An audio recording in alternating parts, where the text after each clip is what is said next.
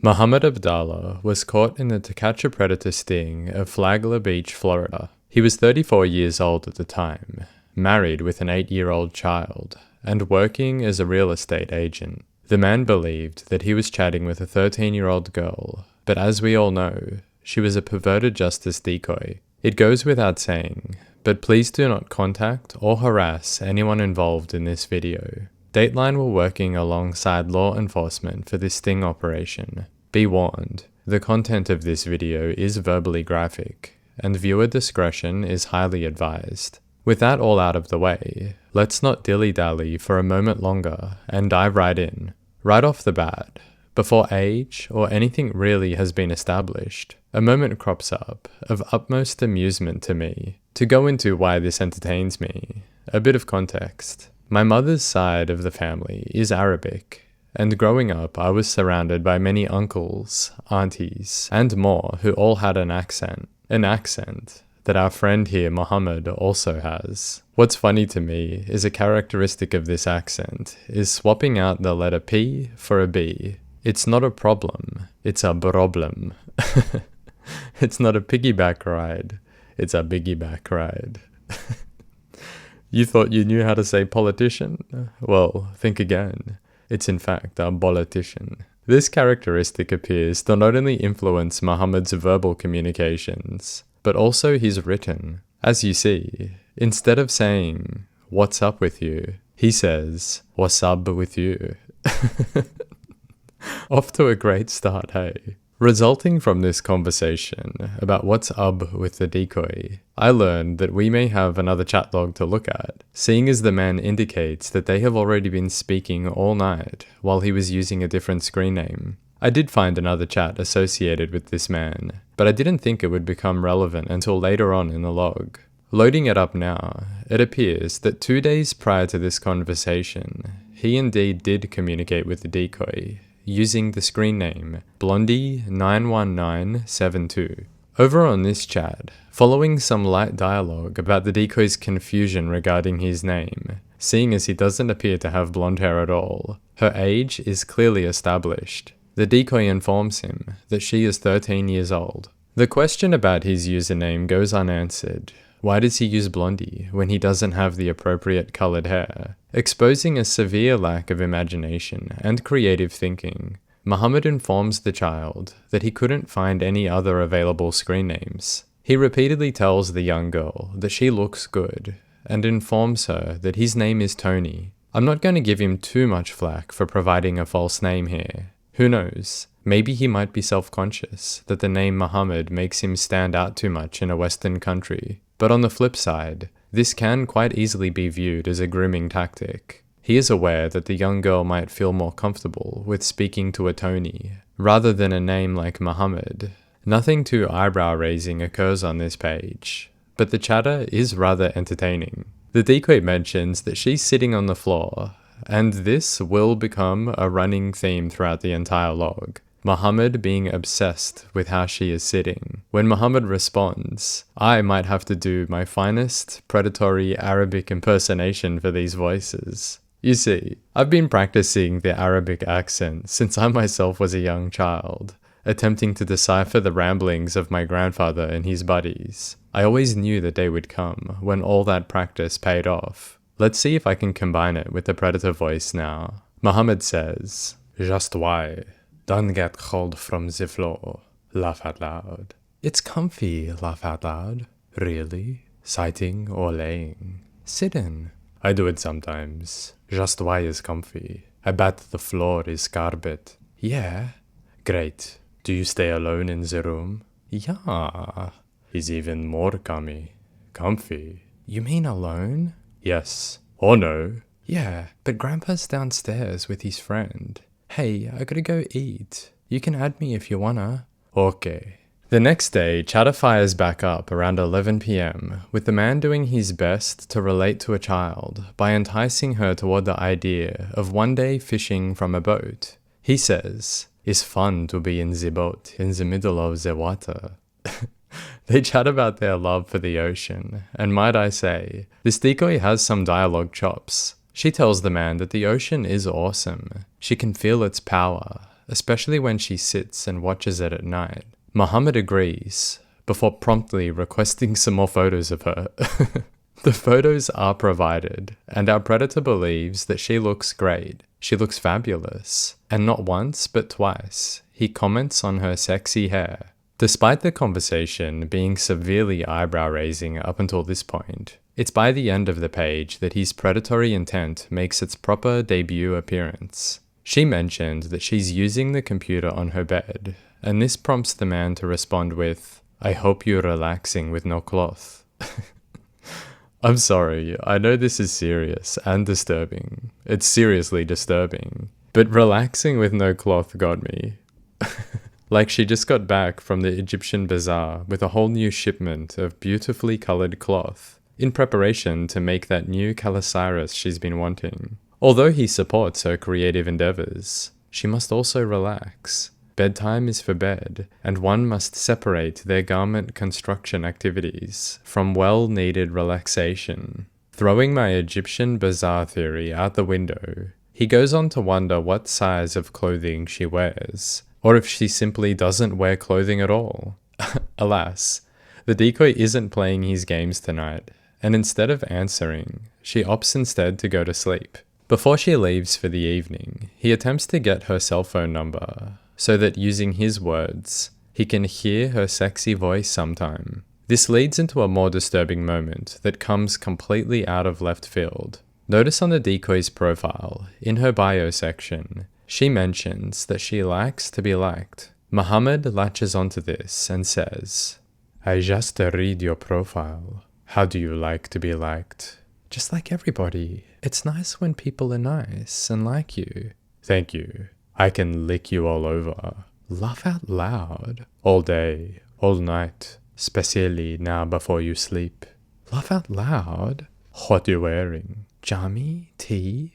What else? Don't tell me nothing else. No, laugh out loud. That's not all. What else then? You know. You tell me. What color? What kind? Zzz. White. What kind? Nice color. Thank you. What kind? Is it easy to tack off? Laugh out loud. Laugh out loud. Is it? Guess so. It will be ready for licking. Laugh out loud. Sleeping on your back now? Not yet. How you sleeping? I'm on my side so I can type. Hey, I'm really sleepy. Think I'm gonna go to bed now. Sorry. It's okay. Sleep on your back. Night. And open them wide open. After that last nightmare of a line from the predator, the decoy doesn't even bother saying goodbye once more and departs the chat.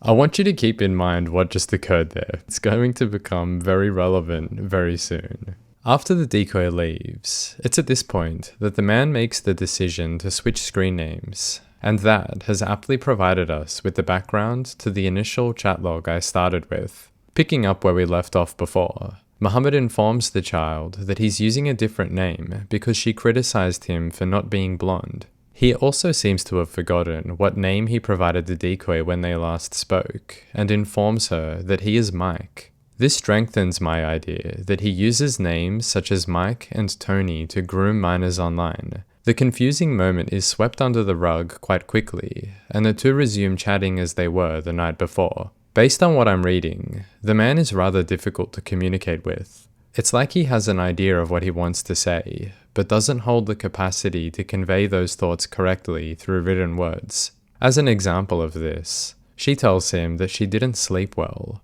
His predatory intent takes the lead as he wonders if she sleeps alone. When she confirms that she does, he doesn't acknowledge that response, instead choosing to pick up the conversation from the moment right before his penis took over command.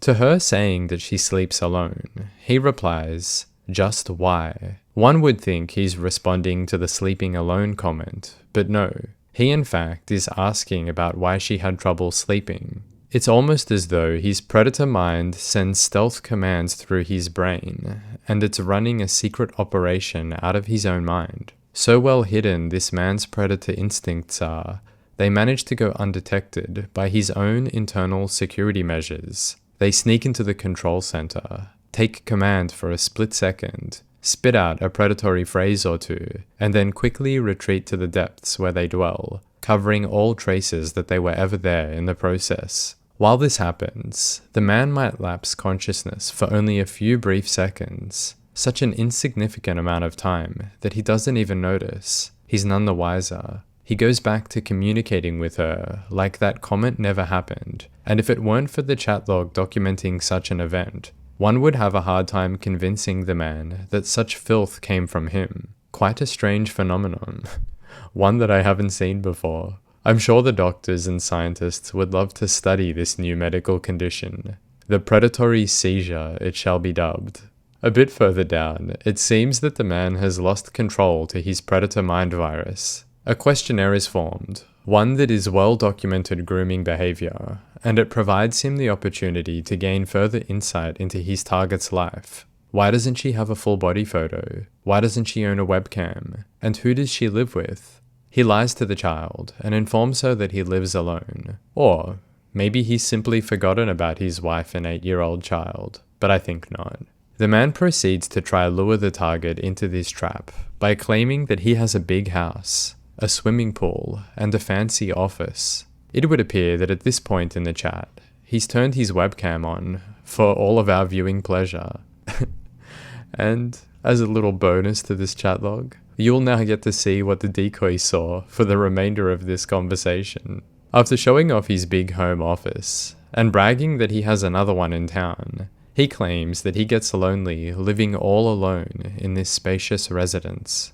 For most of this page, the conversation is strange, yet non-eventful. Mohamad would like to know specifics of how she's sitting, and although directly he doesn't say it, I believe the purpose of these questions is to formulate a sexualized image of her in his mind. He'd like to know how her legs are placed as she sits on the floor, if the laptop she's using is in her lap, and whether that makes her legs hot. There's also the ever eyebrow-raising questions about what sort of clothes she's wearing. The chatter devolves from creepy to outright disturbing as he wonders what underwear and bra she has on, and he describes her breasts in a pretty horrific manner. He says, and prepare yourself, "Nice size cup." "Thank you," laugh out loud. "I'm sure is up and ozy." "Ozy?" "Up and ready." What's up and ready?" "Is this a lovely cup of yours?" "Kay." Laugh out loud. "Nice, isn't it?" "Not sure what you mean." Laugh out loud. "Ah, okay. Is ready for wet tongue." Laugh out loud. "Oh." Laugh out loud. "Is it ready?" "Guess." Laugh out loud. "I guess always ready for this a tongue." "I don't know." Laugh out loud. What do I even say to that? It's straight up filth, whether this person he's speaking to were a child or not. Initially I'd thought the man was playing ignorant when the decoy pushes back on this ridiculous foray into the world of wet tongues. But then I soon realized, and this brings into effect that part I told you to remember earlier, that he'd actually misinterpreted what's been written on her profile. When she said she liked being liked by other people, he read that as she liked to be licked. My gosh. With the confusion being cleared up, and he now knows that she wasn't talking about being licked. Well, they're here talking about wet tongues now, so why move away from it? The predator asks her what she thinks of such activity, and although the decoy doesn't give him much to work with, our friend here is a master of his predatory craft. He doesn't need much at all to turn something innocent into feces, and the conversation steers towards her previous experiences with boys. Right in the middle of all of this, what's that I read? Quote, "What do you gays use to do if you don't mind me asking?" My, sir. I don't think that's very appropriate. How is this 13-year-old girl meant to know the finer workings of the homosexual community? Although the decoy keeps her story time above board, Mohamad cannot help himself and steers the ship against the current toward what he wants to talk about, wondering if she ever kissed her ex. What follows from this can only be described as a dimwit attempting to extract blood from a stone. He continuously misspells the word caress as he tries to figure out what sort of things this child did with her partner, and the decoy always gives him minimal in return. I will read through this entire section for your viewing enjoyment, because trust me, It's ridiculous, in the most awful way possible. Is he a nice kisser? He was. This is nice. Did you sleep with him? No. Or just caress and kisses? Ah, okay. Why? Is that bad? No. Why is bad? 'Cause you stopped talking. No, I was waiting on you. At least you enjoy kissing and caressing. Yeah. Did you caress him too, or not? Laugh out loud. Did what he said. And what he used to said. You know. You tell me. I don't know what he said. Laugh out loud, silly. You probably know. No, you tell me. Guess he lied then, 'cause he said all guys like it, so you'd know. No, you tell me, and I tell you if he lied or not. What about that? Nah, it's dumb then. What is dumb? That I listened. Did he caress your boob? That one singular boob? I know that. Not really. What did you do to him then? What he said. Like what? Did you touch him? Yeah. How? You know. Be right back. I'm getting a drink. Okay. Back. Welcome back. Thank you. That means he'd tell you touch and you touch. Yeah. How do you do it? You know. You touch him with your hand or your mouth or body. The first two. Is it with your mouth? Just like he said. But did you liked? I liked that he liked it. The nonsense proceeds full steam ahead, with Mohamad's questions becoming more sexually explicit. He wants to know exactly where she's been touched, and the discussion sits around this topic for a little, before slowly moving along. His grooming attempts using the impressive predator technique make a return appearance, as he boasts about his king-size bed and a jacuzzi tub.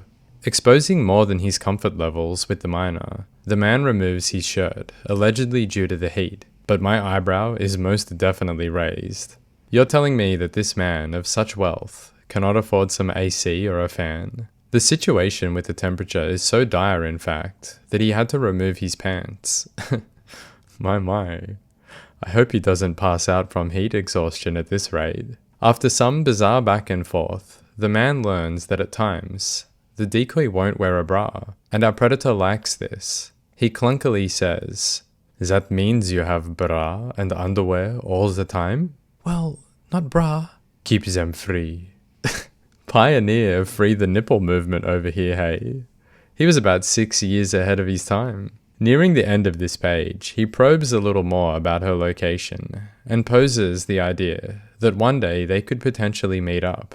Questions regarding the potential meetup intensify over the next page, as he wonders if she could skip school to see him. Failing that, if she could meet up with him sometime after school is out. He's informed that she'll be home alone over the coming weekend, and more importantly, we learn that the man indeed does have his AC set to high. The heat on his end must be unreal. He attempts to procure information from her about what they could do together when meeting up, but he doesn't get anywhere near the answers he's looking for, so he brutishly pushes the moment into the position he wants. He says, stick it, whatever you like. Stick what? Is this a lips? Not wanting to tolerate his nonsense for much longer, the decoy taps out, and they don't chat for almost 3 days. The man does attempt to contact her multiple times using both of his accounts, but she's nowhere to be found. As mentioned, around 7 PM 3 days later, the two finally manage to connect once more.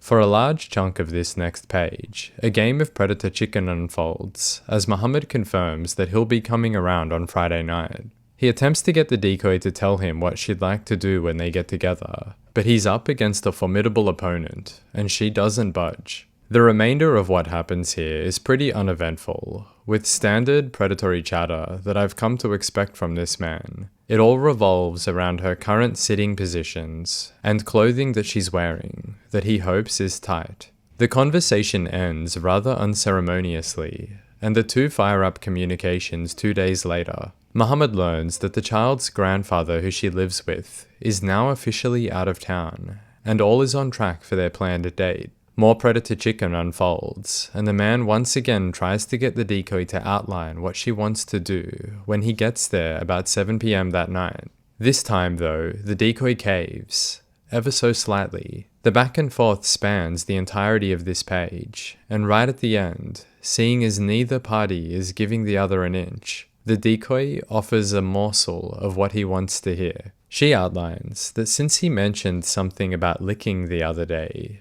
she's been thinking about it. You better believe that's all that was required for our intrepid predator.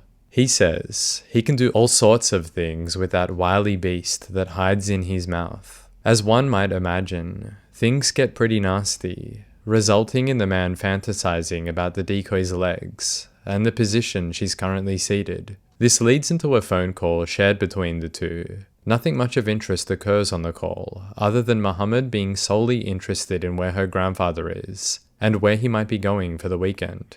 What is your grandpa do today? He left the town or he's still in town? Oh, okay, so I went to visit his sister. Oh yeah? Where does your sister live? Right at the bottom of the page, a rather humorous moment crops up. Mohamad is trying to say that he hopes the grandfather won't come home, but instead he says, quote, "I hope if I come to see you, your grandpa will come." Very odd indeed. Maybe the interest in a child is all a ruse. This man is no child predator, but instead one who preys upon the elderly. He wants to get a few games of bingo in. They might do some crosswords together on the porch. Heck, he might even learn a thing or two about brewing his own beers. Dastardly plans indeed. Things go back towards the unpleasant, and seeing as I read through this nonsense, he's around for you. You're welcome in advance. Tell me what you thinking for. I don't know, laugh out loud. I don't really know much about licking and stuff. Ah, okay. You like to try? Might be interesting. Okay. Hi. It will be nice. I think you will love it. Hi. Really? Oh yeah. Don't you think? Heard it's cool. But you will need to open your legs all the way. Would you? Kay? We'll lick you all over. Aw. Your tights. Your nipples. Kay? Laugh out loud. All over your clit. Kay? Laugh out loud. Do you like it in your mouth too? In my mouth? Laugh out loud. Do you? What in my mouth? Laugh out loud. What color underwear you have on today? You know what. White. Nice color. What kind? Bikini. Oh. What? Is it cotton? Yeah. Lovely. I would love to take it off. Kay? Laugh out loud. Would you let me? Kay. The grotesque nature of his mind intensifies as more discussion surrounding oral sex and masturbation occurs. I won't go into it in too much detail, but her previous sexual experiences are explored, with the idiot musing that he's sure this minor likes, quote, big dick. His complete and utter inability to recognize that this decoy has been making it obvious that the topic of sex is uncomfortable to her, and then pair that with a delusional belief that she is into what he's saying. I would have to say that this man is up there as one of the biggest sexual nonces we've ever seen. Numerous times now he has wondered why she stops talking, becomes unresponsive, and all round is not receptive to the topic that he is very excited to discuss. Yet instead of realizing that the idea he pushes is not going down well with the crowd, he doubles down on his efforts to bulldoze that path forward. With this sort of tone-deaf mentality, he'd probably make a fine executive over at Hollywood, hey? The man must now return to work for a bit. It seems that grooming a child is non-conducive to his career, but the break from his target doesn't last long. Within the hour, he's back online, telling her that he misses her. That's just the start of it as well. 69s are brought up.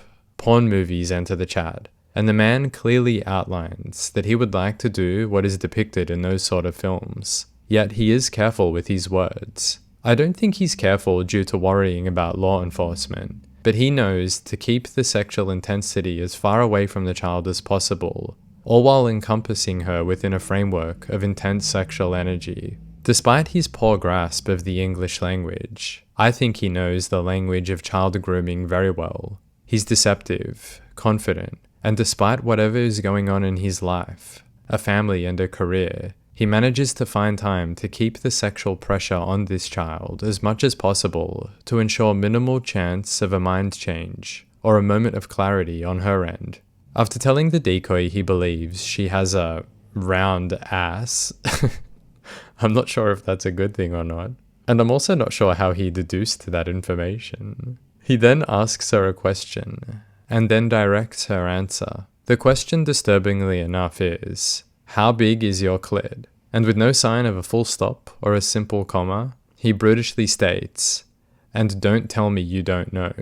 This is what I'm referring to when manipulators direct conversation. There is an answer they seek, and based on previous interactions, they're now using what they've learned of the target to curb that person's behavior and language. This is not the decoy's first rodeo though, and she responds with really the best defense against this sort of manipulation. She uses cold, hard logic. She states that how is she to know what is considered big when she has no other experiences with such body parts? The 2 minutes of silence following is deafening. The sweet sound of a predator losing a small little battle. Yet the war is far from over. Even though they're meant to be meeting up in 5 short hours, we still have 7 pages of chat log remaining, which is quite the anomaly. Usually at this stage, we would have been done and dusted by now, onto the Hansen sting. I'd be lying if I said I wasn't excited to see where this goes. Instantly, I'm punished for my excitement, as on the next page, open legs are being discussed. Yet the pendulum swings ever so consistently, and despite it momentarily existing within the punishment side of the apparatus, the momentum pushes it back into humor just as quickly. A bit further down, the two are discussing his work, and the decoy wonders if it's hard, referring to his job. Alas, our one-track-minded imbecile thought she was referring to something else. The pendulum metaphor I just used doesn't seem to be working. Like a magnet pulling it to the disturbing side. The rest of this page is disgusting. I don't need to go into detail about what's being said, but I'm certain you can imagine. It's easily summarized as the man fantasizing over what the two could be doing together if she were at his work right now. The decoy stops responding to him with anything other than one-word answers, and conversation dies out pretty soon. Around 7 p.m, the decoy wonders if he's still coming over, seeing as he should have been there by now, and she goes as far to leave a few voicemails on his phone. At the tone, please record your message. Hey, Tony, it's Jen. I just wanted to see if you're still coming over. Anyway, I'll call you later. Bye. Hey, Tony, it's Jen. I just wanted to make sure that you're still coming over tonight. Anyway, I guess I'll try and call you later. Bye. Hi, it's me. I thought maybe you should be here by now, so I was calling to see what was going on. I guess I'll try and call you back later, or you can give me a call, okay? Bye. It's me again, just wondering where you're at. Bye.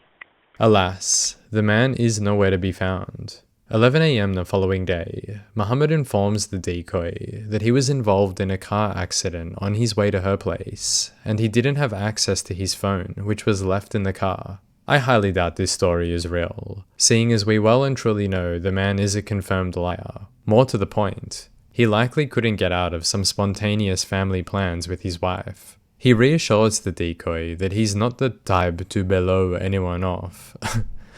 Mohamad is showing a distinct lack of predatory sexual intensity over the course of this page, like a dog with its tail between its legs, and he apologizes a number of times, going as far to say that he is disappointed. But he can't dwell in negativity forever, and another scheduled meetup is planned for the current night at 8 p.m. There's really nothing at all to note on the next page over. Having established a new meeting, the man reverts back to his old ways, and goes into great detail presenting her with a questionnaire about her clothing. He also spells cigarette, sigaret, Sigaret, Sigaret, and that is amusing me to no end. The same deal on the following page, except the chatter is so vapid, I don't even know how to summarize it. Following the pattern in the previous page, I'll give you a misspelled word that's tickling me to no end. Probably.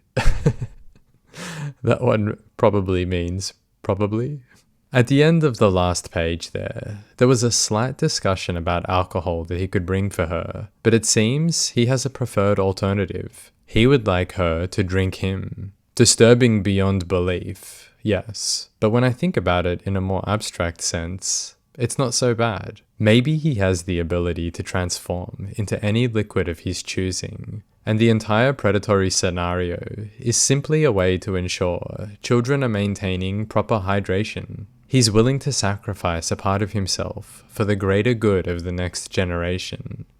Yes, that's a much better thought than the garbage that initially infected my unstable illusion of peace. To ensure that horrid thoughts remain at the front of my mind, it appears that the rest of the page is dedicated to his display of self-pleasure, depicted to the decoy via webcam. Whilst performing what can only be described as likely one of the more disturbing moments this decoy has ever had to endure, he continuously requests that she tell him what she's thinking, how she feels about it, and what does she want to do. In response, he gets practically nothing from her. That doesn't deter the man. The show must go on, and now that the penis is out, it must be stroked. Them's the predatory rules. Like a short-lived, X-rated improv performance that got cancelled the moment it had begun, conversation steers back towards previous relationships. Mohamad tells the child he had a girlfriend once, but no more. When asked if he misses her, he replies with a blunt, "No." I wonder if that's some suppressed emotion he has toward his current wife. Showing the man how emotional complexity works, the decoy reveals that at times she misses her ex-boyfriend, even though she was the one who called it off with him. Mohamad doesn't care for such nonsensical displays of the human condition, and takes the opportunity to gather more information about whether this child's grandfather was aware of her previous boyfriend. Other than spelling the word perfect with a B, I have a perfect example to read out to you. As all predators seem to do, this man upholds the tradition and goes out with a bang. "Do you like to wear thong?" "Don't actually have one." "Ah, okay. I get you one, but not today." "K, laugh at that." "Maybe you were liked." "Maybe, never tried." "Some people don't liked." "Oh." "Because it goes between the ass." "Oh, laugh out loud." "But if you like stuff in the ass, maybe you will." "Never tried." With that being said, the date is set for 9 p.m. that evening, a time that is described by the predator as more romantic. 9 p.m., hey? I gotta keep that in mind if I ever make future dates with any ladies. The romance hour should set up any relationship for future success. The two part ways, and before long he makes the trip over to meet up with his date. The only issue here is that even if Hansen were wearing a thong to this bust, I highly doubt he'd reveal that information to this predator. Let's head on over and see how it all plays out.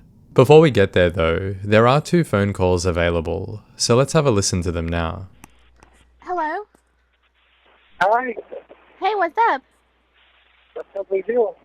Nothing, I was just wondering if you were coming. Yeah, I was coming. I'm in the highway. Oh, how long do you think you'll be? Let's say it's a little bit traffic. I'm not, maybe like 40 minutes. Okay, cool. What are you doing? Not much, really. I tried to call you earlier, but didn't get you. Oh, I left probably I was in a shower or something. What time? Let me think. It was like 10 or 15 minutes ago. Oh, yeah? No, 10 and 15 minutes ago I was in the car.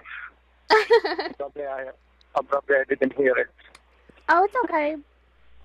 What are you doing? You still on the internet? Huh? A little bit, but not very much. There's nobody to talk to or anything, and so I'm gonna get ready a little bit and fix my hair some more and stuff like that. Uh-huh. Are you gonna call me when you get in town or something? Yeah, I will call you as soon as I'm in town. Okay, cool. Okay? All right. Hello? Hey, I called you twice. I don't know. My phone keeps saying searching for network. Oh, maybe you just got bad reception. Are you here yet? Yeah? Okay. Which floor are you? First. Oh, the first floor. Okay, you know what? Come outside. Okay, give me a second to get something on, like shoes-wise, and I'll go outside, okay? Okay. Alright, bye. Come inside, it's cold out here. Seeing as no uncut footage is available for this Dateline segment, I've done my best to put together a cut, removing all of the filler. At times you'll notice spots with no audio due to having to remove Hanson's narration. Hi. How are you? How you doing? Good. How was your drive? Good. Can I leave this door open? Yeah, you can leave it open. It's fine. You can shut it if you want, that front door. Talk about getting mixed signals. He can keep the door open. He can shut the front door. Which is it? It's unfortunate that we don't have any uncut footage of how this interaction actually played out. I imagine, although non-eventful for the Dateline editors, it probably would have been rife with some awkward back and forth. Hey, how are you? Good. Why don't you have a seat right over there? Sure. So what made you come on over here tonight? I'm with just the person right there. This may not seem like anything, but I find the opening here hilarious, removing the predatory element from the scenario, and we have here a spitting image example of my grandfather's speech patterns to a T. What's most amusing is how he tries to make his story believable by using his physical presence as a tool. People do this quite a lot, sometimes in the form of moving their hands when they speak. Others might make animated facial expressions, and in my grandfather's case, he would look a person in the eye, and whatever story he was retelling, he was reliving. Body movements, hand gestures, emotion running deep throughout his face. I see a version of that here with this man Mohamad. As he explains to Hanson that he was just passing by the house, the whole body turns. He points to the exact location, and the words coming out have a higher pitch, yet a softer tone. It all screams innocence. I can imagine this man back home telling this story to a group of friends. You won't believe it. I was just passing right there, and she waved me in. I wasn't sure why, but it looked important, so I stopped. Yeah. And so you just happened to be going by and you saw this blonde woman out there, and she waved at you. He knows his story makes no sense, but the confusion on his face here is meant to represent a joint confusion shared between he and Chris. A way to come across equally as baffled by a difficult-to-believe story, just as much as the listener is. Yes, she waved. That explains everything, doesn't it? Hanson is having fun with this one. I'm not sure what's gotten him into such a great mood, but it's nice to see, seeing as the last few videos we've had serious, cranky Chris. She waved at me. She just waved at you. I'm thinking she owns the house. I would try Yeah. to tell her, what is it? And she say, come in.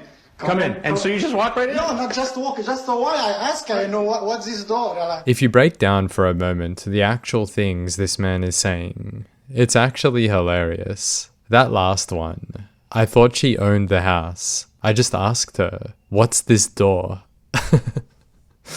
What does it even mean? What an amazing coincidence. You're a lucky guy. You're just driving along and this good-looking young girl waves you in. That's amazing. you know. I'm certain the I know was intended for the fact that the story is unbelievable, but it comes across that it's amazing young attractive girls would want to wave him down whilst he drives by the neighborhood, and this is something he's fully aware of, a part of his life that once shocked him, but now he simply knows that this thing occurs. What do you suppose the odds of any of that being even remotely true? That's how it is. That will be the last time we see the extravagant, dare I say, jovial Mohamad Abdalla. From this point forward, things become much more dire for him, and to say farewell to this part of his personality, at least on camera for us, I'll tell you all a story that Mohamad's mannerisms reminds me of. It was the early hours of a Saturday morning, and I was probably no older than 12. Despite the nature of this video topic, I assure you, no predatory event unfolds. I think it was around 7 AM, and my bedroom was right next to the front door of our family home. I'm abruptly woken by a loud banging on the screen door. Following this rattling and pounding sound, the intense and desperate cries of my uncle could be heard. He yells my mother's name at the top of his lungs. Within seconds, the thundering footsteps of my mother come racing up the hallway to get to the door. She's heard the urgency in her brother's cries, and is not prepared to waste a second. There's no pleasantries, no hellos. simply a tirade of words flying back and forth between the two. I did my best to catch on to the issue, but it was difficult. They speak in a form of broken Arabic English, 70% Arabic and 30% English. So I'd hear a train of words and sounds I couldn't recognize, and then muddled between it all, something I could. Things like, it was 5 a.m. I was shocked. I couldn't believe. She fell over. I poked my head out the bedroom door to watch what was happening, and my uncle's movements were just as animated as his words. Picture Mohamad here with his voice and body movements, then amplified by 5. A short amount of time passes, and my uncle rushes to his car, then brings back a box, a cardboard box. Large and heavy, he hands it to my mother. They say no farewells to one another, and he departs almost as swiftly as he came in, like some sort of tornado ravaging a small rural town. When I asked my mother what happened, had his daughter been hit by a car? Did his wife fall down some stairs? My mum simply responded in a calm voice, "Oh no, nothing like that. He was at the markets earlier today and got a great deal on this box of oranges." I didn't believe her, so she ran through the conversation with me and explained many of the things I had questions about. But Mum, what about when he was waving his hands in the air and repeating the same words? What she told me was that he said, quote, "You won't believe it. I didn't believe it. You won't believe it. I was walking around the market and I heard in the distance, oranges, fresh oranges, 2 for $10, 2 for $10. 2 for $10. My wife fell over. 2 for $10. You won't believe it. We had to find them immediately." My childhood is littered with stories like that, hey. But in terms of how the man on screen speaks and looks, that story really jumped out at me. Anyway, let's get back to the handset interview. Now, the problem with all that is that I know that you were chatting online with a girl who said she was 13.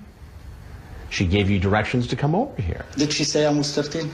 She said she was 13. Who was this? I'm unsure if this is a deflection tactic or straight up confusion on the predator's part. Very well, this could be confusion, but I'd put my money on the fact that he's being evasive on purpose, jumbling Chris's words up to throw the man off and press the idea that there's no possible way he was here to meet a minor. It's a tactic that can be quite effective when used in an array of situations. By acting confused and scrambling Chris's words, he's essentially saying that he has no idea what's going on here, and the idea of meeting up with a child is most definitely not the first option his mind drifted to when trying to figure it all out. Innocence presented by confusion.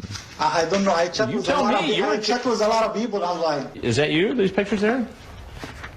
It looks like me, yeah. It looks like you? Okay. Yeah. Okay, how about that one?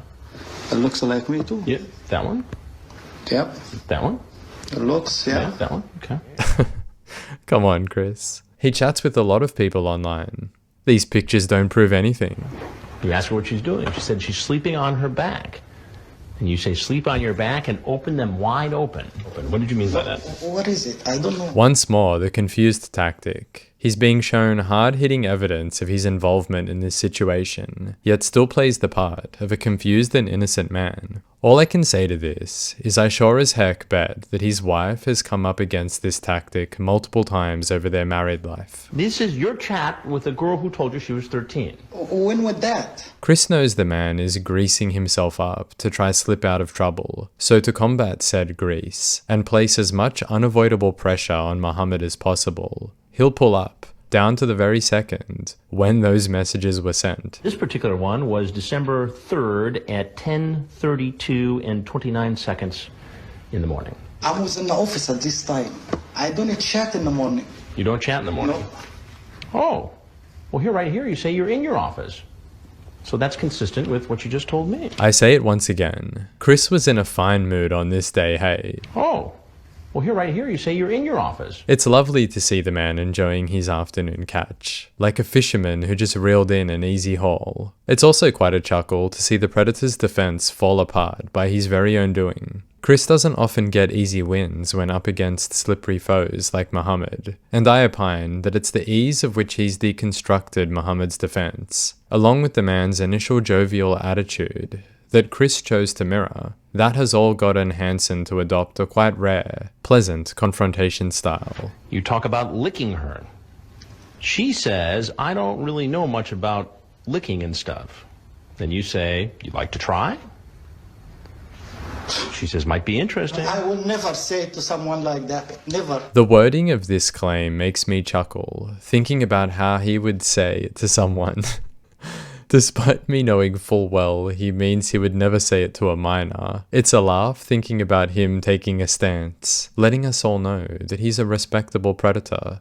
He wouldn't outright ask about licking. He has more class than that. He'd use much smoother terminology. It will be nice. I think you will love it. Never. Never. Do we have the Arabic Walter Babst here? I've never done anything with anybody except my wife. Ever. Never. Never. Ever. You know, I'm an Egyptian, I'm Muslim, I don't do this stuff. We'll lick you all over. If you look carefully, we see it for only a split second, but it's there. The ever popular waving finger that I grew up with. I saw this exact finger wave coming from so many people all telling each other a thing or two. My uncles telling my dad how the internet is going to be the next big thing. My grandfather waving it in my face while explaining various, for some reason, intense facts about his garden and why his garden is the best. And the finger was also ever popular amongst my friends' fathers' friends. They would all get together on Tuesday nights for cigars and poker. I would hang out with my buddy, and on occasion, the room that the adults played poker in would erupt in a frenzy of heated discussion. When I looked in there, that finger was waggling about the room like no other. Sometimes multiple fingers would be unsheathed all at once. It's quite a nostalgic little bit of video for me, even if the appearance is brief. It's not me, just I need to get my... No, and before you do that, I need to tell you something. Tell me. I'm Chris Hansen with Dateline NBC, and we're doing a story on men who try to meet underage kids online for sex. And so that's Mohamad Abdalla, hey? Before I wrap things up, there's a full police interview available to watch. So let's go check that out. No, we got off to a bad start, okay? That was then, this is now.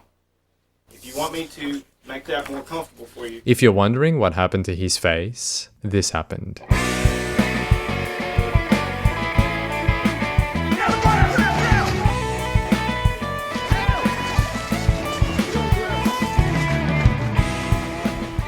I gotta take them off for a second.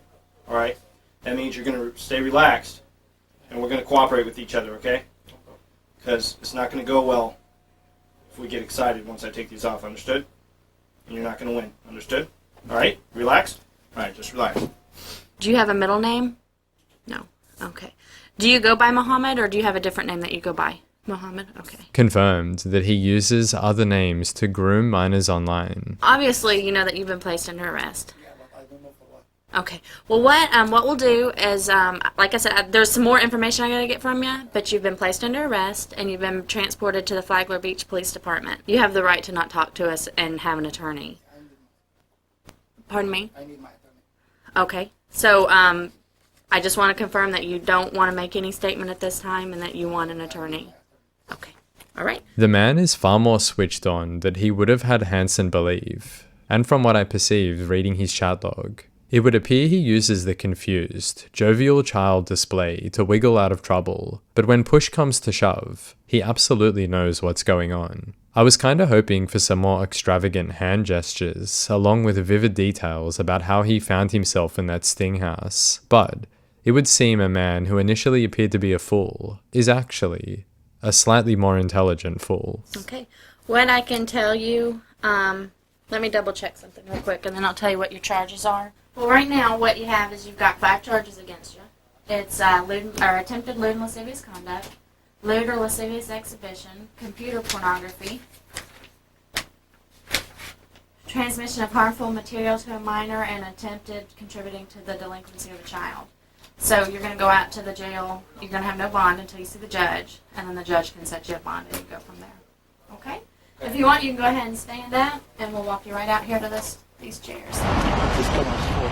2 days later, Abdalla made bail. He's charged with 3 felony counts, attempting a lewd act upon a child, using a computer to send lewd images, and using a computer to attempt to seduce a minor.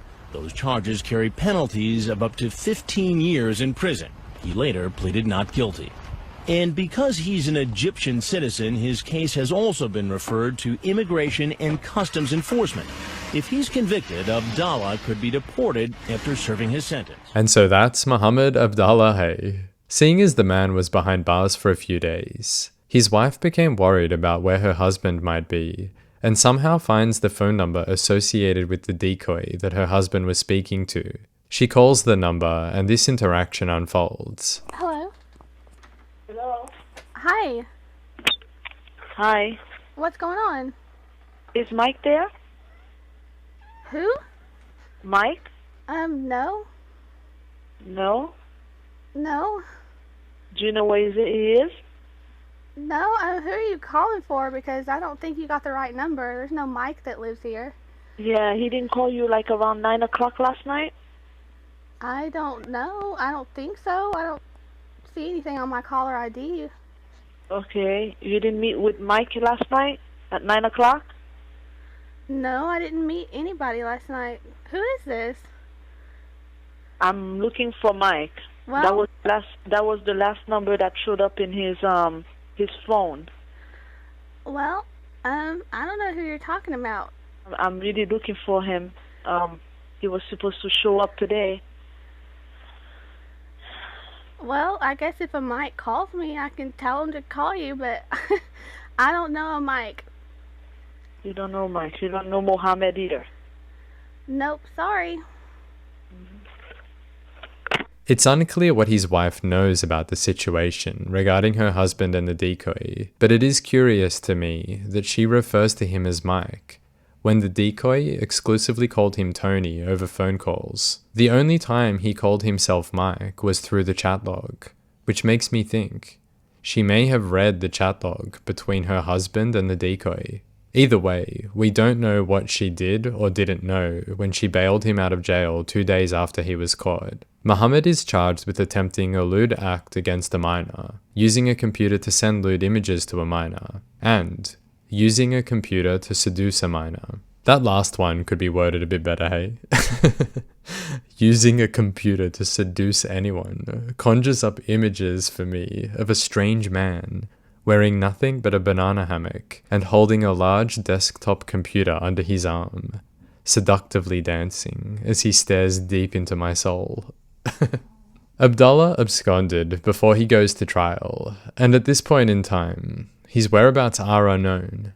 There is speculation that he could be back in his home country, Egypt, but no further information is available. This man was a bit of a nostalgia-fueled, humor-driven one for me. The chat log was disturbing, but in comparison to Dustin McFetridge, who I've been working on, it was like a breath of somewhat fresh air. It still had a strange smell to it, but it wasn't like staring right at a steaming pile of feces left in my room like Dustin's has been. Not knowing much about this man's life before or after the sting, I can only speculate on who he might be, what his family unit looks like, and how everyone around him reacted after he was caught. I could imagine he spent quite a lot of effort trying to convince his wife that it wasn't him, and this is all one big mistake. Whether she bought it and forgave him is a completely different story. What is disturbing is that with this man, I think it was only a matter of time before he actually harmed a child, if not already. He came across as experienced and confident in the chat log,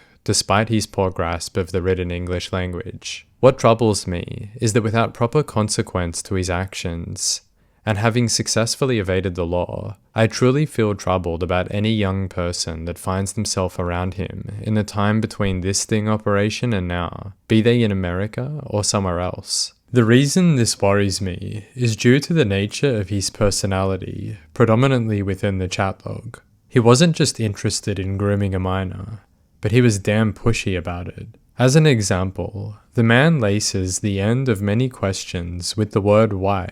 The reason this is so disturbing to me is because it puts pressure on the target to look at something they may be doing and then question it as though it's wrong. This can destabilize them and works toward increasing their vulnerability, especially towards emotional manipulation. The 2 times I remember it happening was when he asked her why she sits on the floor and why she doesn't have a photo of her body to show him. I'm certain this style of communication is a cultural thing, because again, many people in my family talk with this forward, almost brutish style of English. Growing up around this type of dialogue, I found myself often feeling uncomfortable. It's as though I were being interrogated rather than spoken with. It sounded like this. Why you climb the tree? Why for you eating so much chips? You play the video game? Why? Why for you do this? These are all questions that were thrown at me, and hundreds upon hundreds more. Now, I don't think any of these people that questioned me about those things were bad in any way. I truly do believe it all came from a place of good intention. But the result on me was undeniable. It made me lock up around them, which built anxiety and caused me to try hide a lot of very normal things about my young life from the people around me so that I could avoid questioning. This, of course, always led to more questioning. That's how it affected me. But all children are different, and many of my peers, it made them act in a different way. It made them obedient. Obedience derived from anxiety and pressure. Now, let's take that style of communication and alter the intent, the motivations behind the questioner. Add in power dynamics, potential trust and connection formed.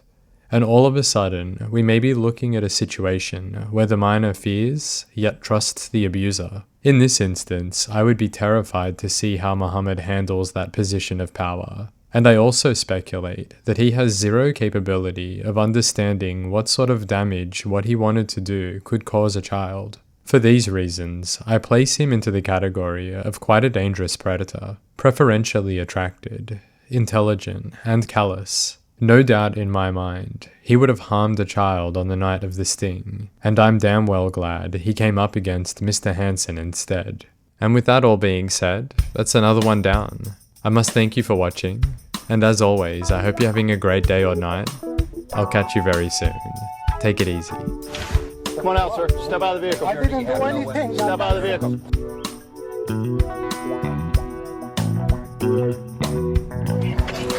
Mohamad, listen to me. Okay. We don't want you to make any sudden moves like that. There's 100, 200, 9, 10, 1, 2, 3, 4, 1,400.